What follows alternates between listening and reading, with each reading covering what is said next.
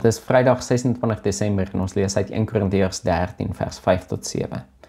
Liefde tree nie onbehoorlik op nie, jaag nie eie belang na nie, is nie lig geraak nie, hou nie boek van die kwaad nie, is nie bly oor onreg nie, maar is saam bly oor die waarheid. Bedek alles, glo alles, hoop alles, verduur alles. Vandag se gedeelte is uitdagend. 'n Skeptiese persoon sal onmiddellik vra, maar wat gaan van geregtigheid? As ons nie boekhou van die kwaad nie en alles bedek en almal glo en alles verduur, stel ons onsself bloot om uitgebuit te word deur mense sonder 'n morele kompas. Dan kan geregtigheid nie plaasvind nie. En om 'n onregverdige samelewing te handhaaf is nie liefdevol nie. Dit is sekerlik waar en Paulus sou waarskynlik saamstem hiermee.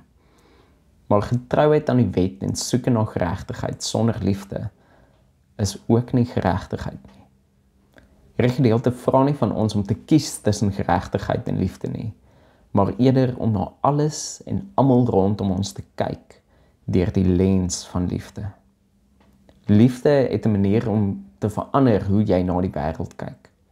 As jy na iemand kyk of luister wat verlief raak op iemand anders, word dit duidelik. Dit is nie net die persoon op wie hulle verlief is, wat skielik vir hulle mooi is nie.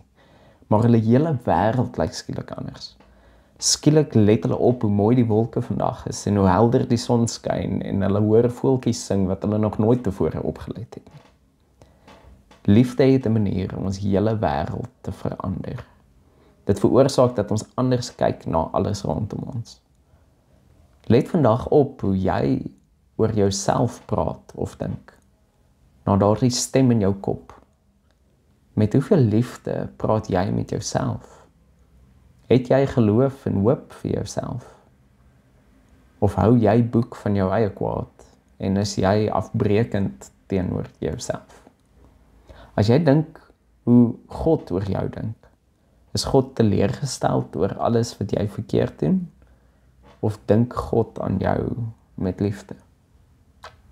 Mag ons al hoe meer besef dat God met liefde na ons kyk.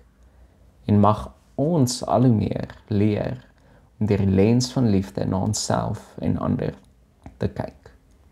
Kom ons bid saam.